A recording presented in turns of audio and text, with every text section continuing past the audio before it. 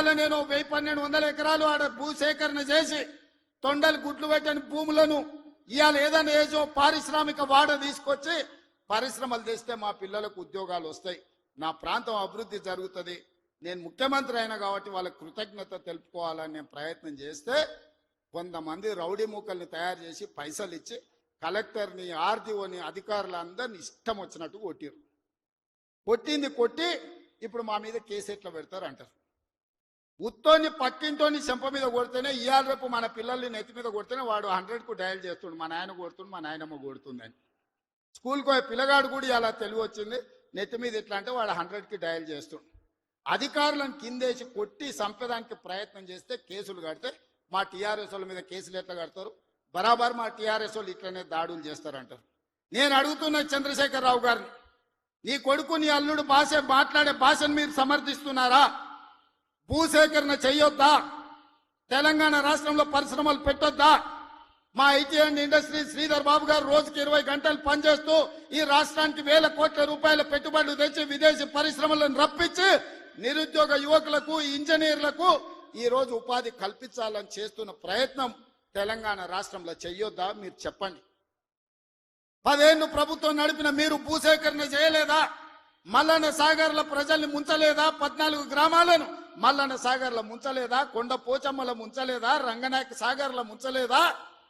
Pharma city అని airport కూతబెట్టి దూరంలో 14,000 ఎకరాల భూములు సేకరించలేదా?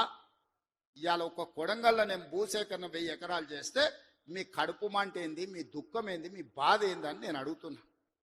ఇదా న్యాయం? ఇదా ప్రభుత్వాన్ని నడిపినోడు మాట్లాడేది? ఈ విధానం ఉంటే రాష్ట్రం అభివృద్ధి చెందుతుందా?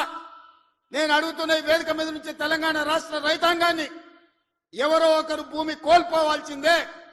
అభివృద్ధి జరగాలంటే భూసేకరణ జరగాల్సిందే. భూసేకరణ జరిగితే ఎవరో ఒకరు భూమి కోల్పోవాల్సిందే. ఎవరు ఇష్టంగా భూమి ఇవ్వరు. కానీ బాధలో ఉన్న రైతుకు నష్టపరిహారం అత్యధికంగా ఇవ్వడం ద్వారా ఆ రైతును మనము ఆదుకోవాలి. ఇవాళ ఎక్కడైతే భూసేకరణ జరుగుతుందో భూసేకరణ చట్ట ప్రకారం వాళ్ళకి ఎక్కువ ఇవ్వలేకపోతున్నాం. నేను చీఫ్ సెక్రటరీ కలెక్టర్లకు ఆదేశాలు ఇచ్చిన, ఆ ప్రాంతాలలో భూముల విలువ 3 అంతలు పెంచండి. అప్పుడు వాళ్ళ భూమికి ఊర్లో 10 లక్షలు ఇస్తే మనం 30 లక్షల నష్టపరిహారం ఇస్తే ఆ రైతు సంతోషంగా ముందుకొచ్చి భూమి ఇస్తాడు.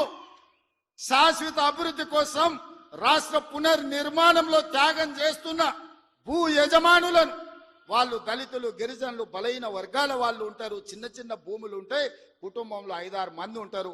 వాడు అసూటనో ఇసూటనో పోయి భూమి కొనుక్కోవాలంటే నష్టపరిహారం అత్యధికంగా ఇవ్వాలని చట్టాన్ని సవరించమని ఇవాళ నేను ఆదేశాలు ఇచ్చిన. నేను అడుగుతున్న మిత్రులారా, నల్లమల అడవుల్లో నుంచి ఒక గ్రామీణ ప్రాంతంలో వ్యవసాయ కుటుంబం, ఒక రైతు బిడ్డగా జిల్లా పరిషత్ మెంబర్ నుంచి ముఖ్యమంత్రికి వచ్చిన, నాకు తెలియవా కష్టాలు? భూమితో ఉన్న సెంటిమెంట్ నాకు తెలియదా? భూమే మన ఆత్మగౌరవం అన్న సంగతి నాకు తెలియదా? గ్రామంలో మన గుర్తింపు, మన గౌరవం, మన ఆత్మగౌరవం, ఊర్లో మనకున్న భూమి, మనం చేసే వ్యవసాయము. ఎన్నెట్ల నాగలి కడతాడు ఆయన అంటే వెనకటికి పిల్లనిచ్చేటోళ్ళు, 20 జతలు ఎట్లు నాగలి కడతాడు అని అంటే వాళ్ళు పిల్లనిచ్చేటోళ్ళు. భూమి లేనోనికి పిల్లని ఇవ్వాలంటే 10 సార్లు ఆలోచన చేసేటోళ్ళు. అట్లాంటి భూమి తల్లిదండ్రులతో సమానం అనుకునే ఈ సమాజంలో భూమి కోల్పోతున్న వాళ్ళను హక్కున చేర్చుకొని అత్యధికంగా నష్టపరిహారం ఇవ్వాలని నూతన విధానాన్ని ఇవాళ నా ప్రభుత్వం తీసుకొచ్చింది. నా మంత్రివర్గ సహచరులు మీరు ధైర్యంగా ముందుకు వెళ్ళండి అని చెప్తున్నారు.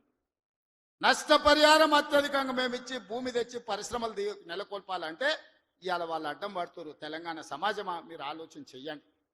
ఇది మన తెలంగాణకు మేలు చేస్తుందా? ప్రతి సంవత్సరం 1,10,000 ఇంజనీరింగ్ స్టూడెంట్లు ఇంజనీరింగ్ పూర్తి చేసుకొని బయటకు వస్తారు. వాళ్ళ ఉద్యోగ ఉపాధి అవకాశాలు ఎట్లి వాళ్ళో మీరు ఆలోచన చేయండి. వాళ్ళ నిరుద్యోగులుగా రోడ్ల మీద వదిలేద్దామా? ఆధారగాళ్ళు అయిపోయి తల్లిదండ్రులకు భారమై గంజాయి డ్రగ్స్ కు బానిసలను చేద్దామా? ఈ తెలంగాణ సమాజ యువతను మీరు ఒక్కసారి ఆలోచన చెయ్యండి. ఆ భూమి నేను తీసుకుపోను, శ్రీధర్ బాబు గారు తీసుకుపోరు, ఉత్తమ్ కుమార్ రెడ్డి గారు అసలే తీసుకుపోరు. భూమి ఏమన్నా సాపలక్క చుట్టి సంకలు పెట్టి తీసుకుపోయేదానే? మేమేం చేసుకుంటామే? తిరిగి పరిశ్రమలు పెట్టి పరిశ్రమలలో ఉద్యోగాలు ఇవ్వాలన్నదే కదా మా ఆలోచన. ఆ ఆలోచనకు ఎందుకు అడ్డం పడుతుండ్రు? 10 ఏళ్ళు మేము సరైన నష్టపరిహారం ఇవ్వండి, భూసేకరణ చేయండి అని మేము సహకరించిన ప్రతిపక్షంలో ఉండి నీకు ఆ కనీస పరిజ్ఞానం కానీ జ్ఞానం కానీ ఎందుకు లేదు చంద్రశేఖరరావు గారు అని నేను అడుగుతున్నా. ఉద్యమకారునంటో 80,000 పుస్తకాలు చదివినోన్నంటో అపర మేధావినంటో ప్రపంచంలో నీ అంత మేధావే లేడు, పోటీ పెడితే 1 నుంచి 100 వరకు నీకే ర్యాంక్ వస్తుంది అంటో ఇంత చిన్న లాజిక్ మిస్ అయినవా చంద్రశేఖరరావు? భూమి సేకరించకుండా పరిశ్రమలు నెలకొల్పలేమని నా నియోజకవర్గం మీద ఎందుకు కక్ష కట్టినామని నేను అడుగుతున్నా. నేనేమో 1,00,000 ఎకరాలు సేకరించలే, 4 గ్రామాలలో కలిసి 1,100 ఎకరాలు నేను భూమి తీసుకుందామన్నది. ఇదో ప్రపంచ సమస్య అయింది. ఇంకా నేను ఢిల్లీ అయిపోయింది, ఇప్పుడు చంద్రమండలం పోతాడంట ఆయన. చంద్రమండలం పోయి ఆడ కూడా ఫిర్యాదు చేస్తాడంట.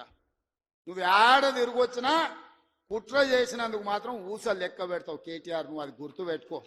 చూస్తూనే ఎంత గుర్తావో ఎగరని అని. ఉయ్యాల ఎంత ఊగినా అక్కడనే వచ్చి ఆగాలి, తెలుసు కదా. ఉర్రికి అటు ఊగొచ్చు, ఉర్రికి ఇటు ఊగొచ్చు. ఉయ్యాల ఆగాల్సి వచ్చినాడు మధ్యలోనే ఆగుతుంది. యాడ్ కురుకుతాడు, ఎంత దూరం ఉరుకుతాడు. ఉరకని అని చూస్తున్నా, ఉరుకులాట ఏందో చూద్దాం కేటీఆర్ దాని. అందుకే మిత్రులారా, ఈ తెలంగాణ రాష్ట్రాన్ని అభివృద్ధి చేసుకుందాం. రాజన్న సిరిసిల్ల అభివృద్ధి కోసం నిధులు ఇచ్చినాం. ఇవాళ మీ ప్రాంత అభివృద్ధి మా బాధ్యత. 10 సంవత్సరాలలో ఈ తెలంగాణను ఒక గొప్ప అద్భుతమైన అభివృద్ధి చెందిన రాష్ట్రంగా తీర్చిదిద్దుకుందాం. తెలంగాణ రైజింగ్. ఈ దేశంలోనే ఏ రాష్ట్రమైనా తెలంగాణను చూసి కాపీ కొట్టాల్సిందే, తెలంగాణ రాష్ట్రాన్ని చూడడానికి రావాల్సిందే. ఆ విధంగా మనం అభివృద్ధి చేసుకుంటూ ముందుకు వెళ్దాం. ఇంత మంచి కార్యక్రమాన్ని ఏర్పాటు చేసినందుకు అధికారులతో పాటు నిర్వాహకులకు అందరికీ మనస్ఫూర్తిగా ధన్యవాదాలు తెలియజేస్తున్నా. చాలా విషయాలు ఉన్నాయి మీతో పంచుకోవాల్సినవి, వస్తానే ఉంటా, మిగతా విషయాలు మాట్లాడుతూనే ఉంటా. చివరిగా చంద్రశేఖరరావు గారికి మాత్రం ఒక మాట చెప్తున్నా. అసెంబ్లీకి రా సామి, రా, వచ్చి కూర్చుందాం. రా, నీ 80,000 పుస్తకాలు ఏం చదివినావు మాట్లాడదాం. ఒక్కసారి రావే స్వామి, వస్తే రోజంతా చర్చ చేద్దాం. చేస్తే ఏందో తెలుస్తుంది లెక్క.